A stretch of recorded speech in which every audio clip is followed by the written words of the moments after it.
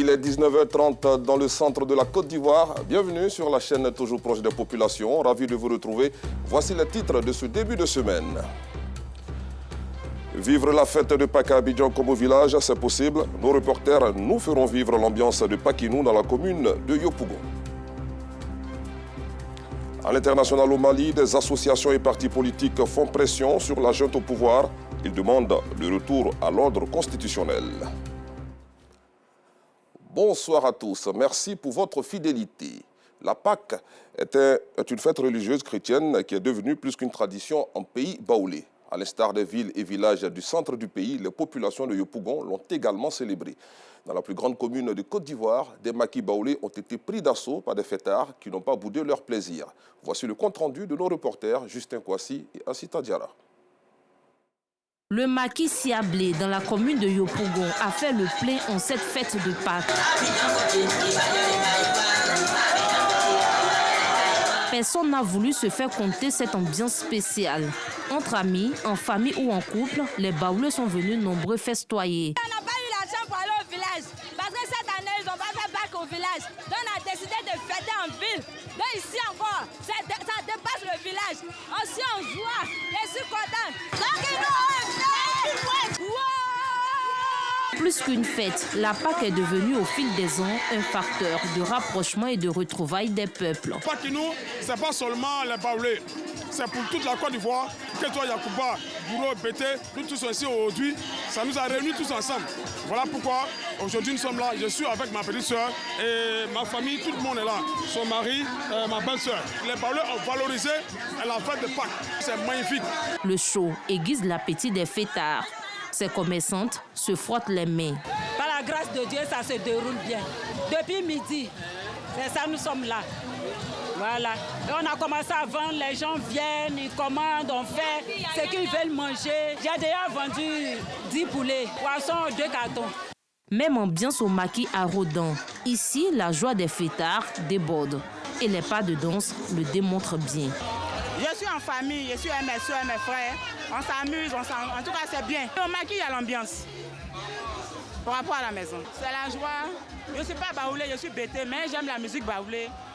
Donc, je m'amuse quoi. Pakinou, c'est aussi la valorisation de la culture baoulée. Le port du pain baoulé en est une illustration. Comme c'est la Pâques, on a décidé de mettre la différence parce qu'on voit tout le monde s'habiller de la même manière. Donc, on a décidé de se mettre ensemble pour faire uniforme. Ça représente les baoulés. Quand on est là, on sait que nous sommes des baoulés de Sakassou ou Alebo. Ça nous fait plaisir de mettre notre pain baoulé, notre coutume en valeur. La Pâques, fête chrétienne à la base, est devenue une identité culturelle du peuple baoulé. Vivre Pakinou à Abidjan comme au village, belle initiative de ses promoteurs culturels. Et puis, pendant Pakinou, bien sûr, plusieurs grandes villes se vident. Et c'est le cas de Daloa, dans le centre-ouest de la Côte d'Ivoire. La fête de Pâques est une période de déplacement massif des populations vers le centre et le centre-est. Et l'état impraticable des voies n'empêche en rien les dépeuplements des campements de la localité chef-lieu de la région du Haut-Sassandra. Voici le constat de notre équipe de reportage composée de Théodore Zouzou, Eugène Atoubé, Clément Boko et Gilles Tonien. Kouassi Kankro, à une dizaine de kilomètres de Daloa. Ce gros campement de planteurs de café-cacao, venus des localités du Vébaoulé, s'est presque vidé de ses populations.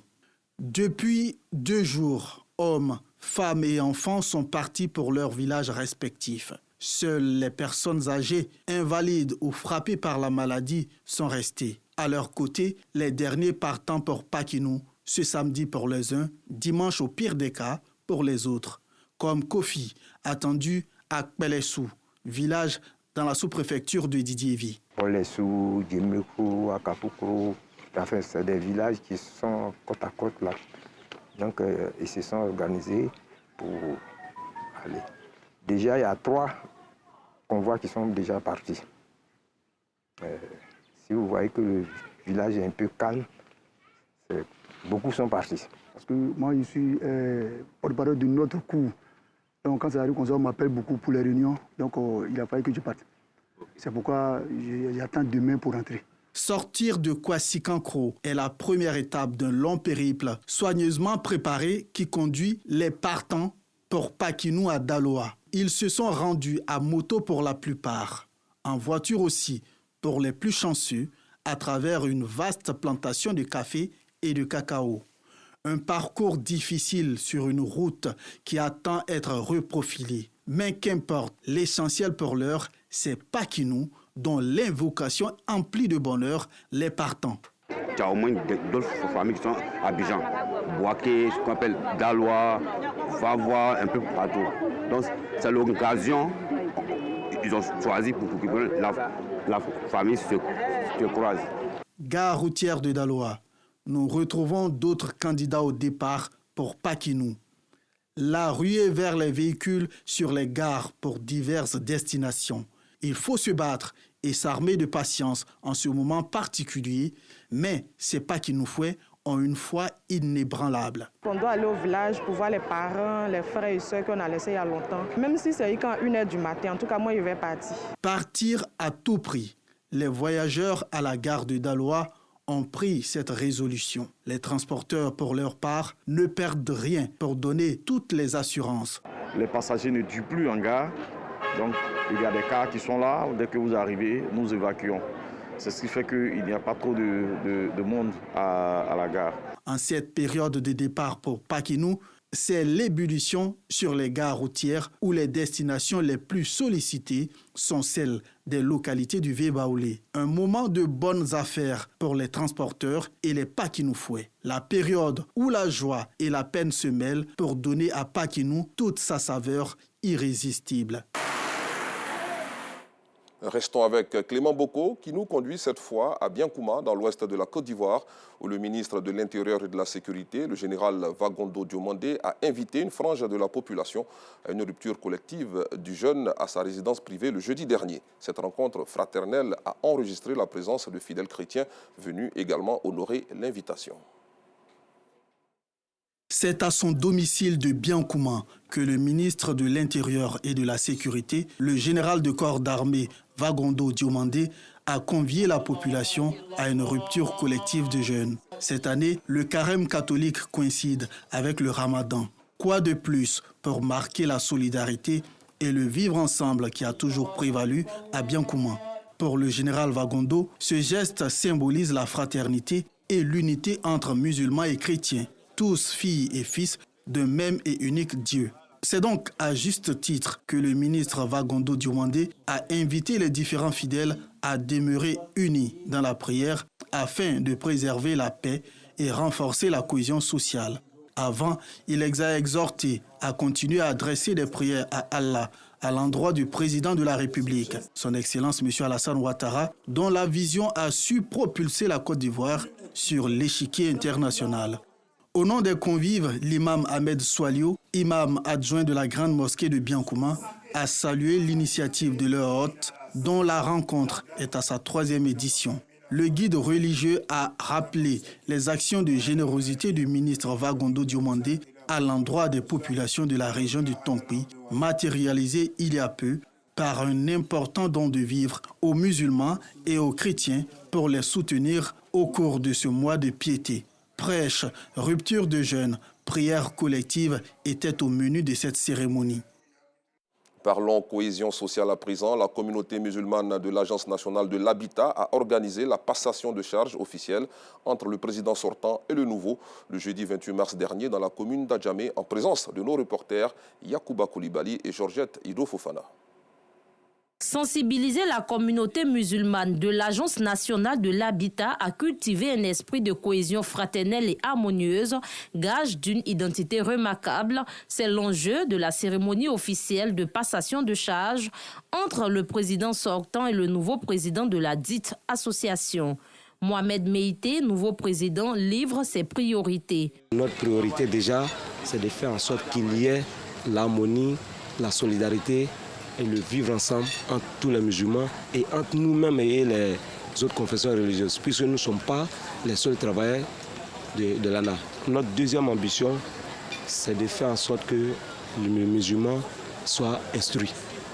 Parce qu'une personne qui n'est pas instruite, il est un danger pour son environnement. Chacun doit être sur le même pied d'égalité. Occasion pour Imam Mohamed Diomandé, conférencier, d'édifier les membres de l'association sur le comportement à adopter en milieu professionnel. Le musulman, c'est celui-là qui a des attitudes qui sont vraiment cohérentes avec, en entreprise comme en dehors d'entreprise. Donc le musulman en entreprise, c'est celui-là qui est digne de confiance, c'est celui-là qui est engagé, c'est celui-là qui respecte les règlements de l'entreprise, c'est celui-là aussi qui pratique sa foi en entreprise comme en dehors d'entreprise.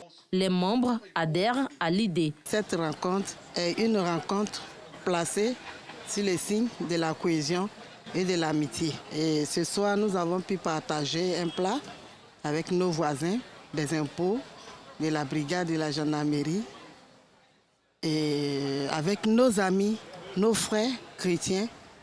Et ça nous a donné chaud au cœur. Nous sommes plus que satisfaits parce que quand nous prenions l'AMSI, on était pratiquement 11 personnes. Mais aujourd'hui, nous sommes, comme on l'a dit, nous sommes à plus de 80 personnes. Et nous avions satisfait à tous nos engagements, à savoir des lectures coraniques pour l'entreprise, à savoir soutenir nos frères et sœurs en situation de difficulté, ou bien, en tout cas, quand Dieu fait grâce, à savoir le mariage, la naissance d'un bébé. Dans le mariage, nous les assistons. Ce rendez-vous qui marque le démarrage des activités du nouveau bureau de la communauté musulmane de l'Agence nationale de l'habitat est couplé avec une rupture collective. Direction à présent le centre de notre pays, les conseillers régionaux et les membres du Conseil économique, social, environnemental et culturel de la région du Bélier ont renforcé leur capacité le 20 mars dernier. Pendant 2 jours, ils ont été formés sur le fonctionnement d'un conseil régional. Des précisions avec Georgette Ido-Fofana. Renforcer les capacités des conseillers régionaux et membres du comité économique, social et environnemental Césaire de la région du Bélier, c'est l'objectif de cet atelier initié par le conseil régional du Bélier. Ils ont été instruits sur la gestion du budget et le fonctionnement du conseil régional dans son ensemble. Nous visons, à travers cet atelier, à montrer aux conseillers le processus de programmation triennale des investissements, l'organisation et le fonctionnement d'un conseil régional, l'établissement d'un budget annuel et le rôle non seulement des conseillers régionaux, du comité Césaire et des membres des commissions de travail. Élus en septembre dernier, les conseillers régionaux et membres du Césaire saluent l'initiative. Nous avons énormément appris.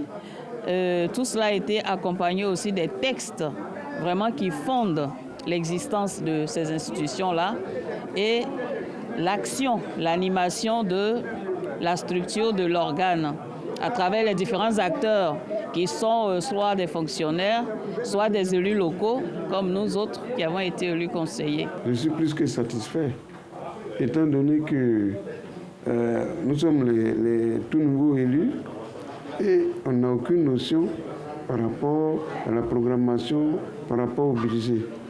Et donc, nos premières séances-là ont créé quand même des petits soucis pour nous. Mais je pense que ça, c'est la bienvenue et on est sorti très satisfait.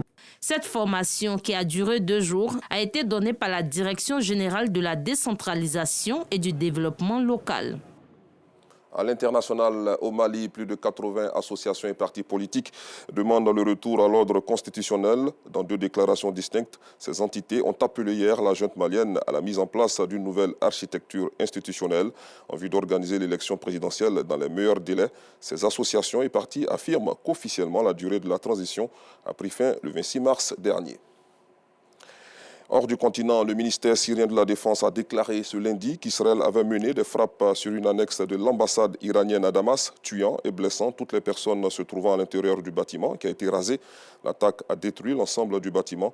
Des travaux sont en cours pour récupérer les corps et sauver les blessés sous les décombres, a ajouté le ministère.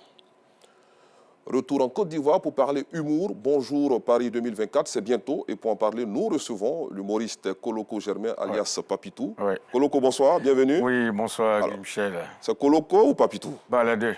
Ah, c'est les deux? Moi, c'est Koloko et puis après, on verra si Papitou va venir. Tout à fait. Yeah. Alors, bonjour Paris 2024, c'est très bientôt, donc en France. On va d'abord faire le bilan de Bonjour Paris 2023.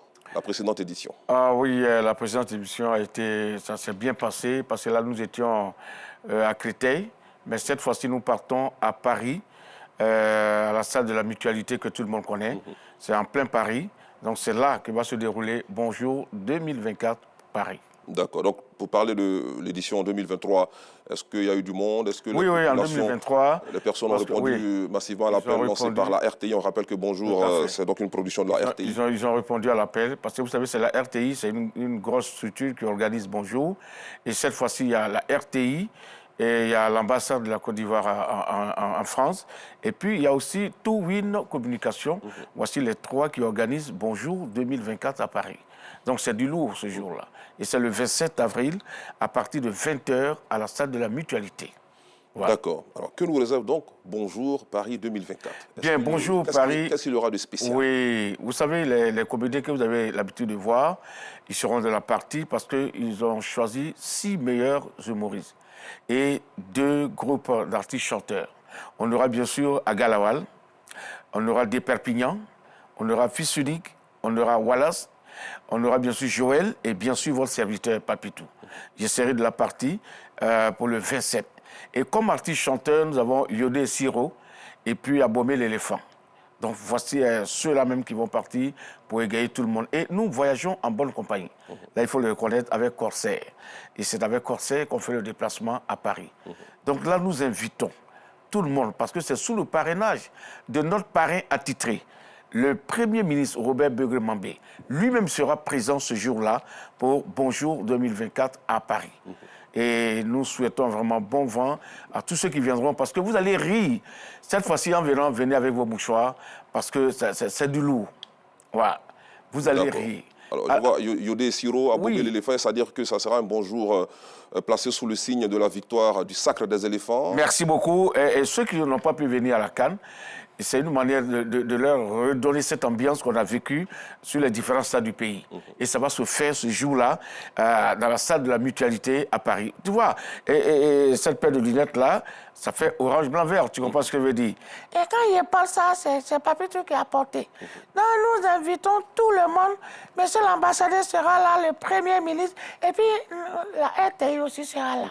Donc, il y a tout une communication et puis l'ambassade de Côte d'Ivoire en France. Donc, venez nombreux, vous ne serez pas déçus. La fête sera très belle. On va revivre les 3 étoiles de la Côte d'Ivoire. D'accord, Papitou qui profite pour inviter tous ses copains. Oui, j'invite tous les Africains de la diaspora, que tu sois Camerounais, Togolais, Béninois, Gabonais, Congolais, ils sont beaucoup là-bas. Bon, Ghanéen, il ne comprend pas bien français. Mais venez, nous, on va traduire ça en anglais pour vous. Ça sera du lourd, Guy Michel. D'accord. Voilà, donc il faut faire le déplacement à Paris, à la salle de la Mutualité. On quitte Abidjan le 24. Dès qu'on arrive, on commence le travail. D'accord, on rappelle que c'est le samedi 27 avril. Oui. À partir de 20h, heure de Paris ou heure d'Abidjan? 20h là, c'est heure de Paris. Ici, ça fait 18h. D'accord. Quand je venais là, il y a eu un drame sur l'autoroute. D'accord. Il y a un incendie qui a pris feu. Ah, un incendie qui a pris feu. D'accord. Là, les pompiers sont partis éteints. Donc ça, c'est pour Paris. D'accord. Merci, Koloko Germain, alias... le soleil là. Oui. Ah, il fait chaud. Il fait beaucoup chaud cette temps-ci. Il y a une petite fille qui a vendu 25 plaquettes d'œufs. Quand elle est sortie sous le soleil, c'est devenu omelette. Je te jure. Donc, tu étais là pour manger ça, quoi? J'étais à Diaké, là-bas. D'accord. Merci beaucoup, Koloko Germain, alias Papitou. Je pense que tout a été dit concernant ce grand show à Paris. C'est le 27 avril prochain. Donc, Bonjour Paris 2024 avec tous ces humoristes. On va rappeler les noms rapidement. Agalawal, Papitou, Des Perpignan, Wallace, Fils Unique et Joël. Et puis bien d'autres. D'accord. Donc, Yodé Siro et puis Abomé l'éléphant. Pour la partie musicale. Oui. Voilà. Merci beaucoup. Merci, tonton Guy Michel. Merci beaucoup, Papitou, alias Koloko Germain. Alors, c'est sur cette note d'humour que nous mettons un terme à cette édition. Merci de l'avoir suivi. Bonne suite des programmes sur RTI2.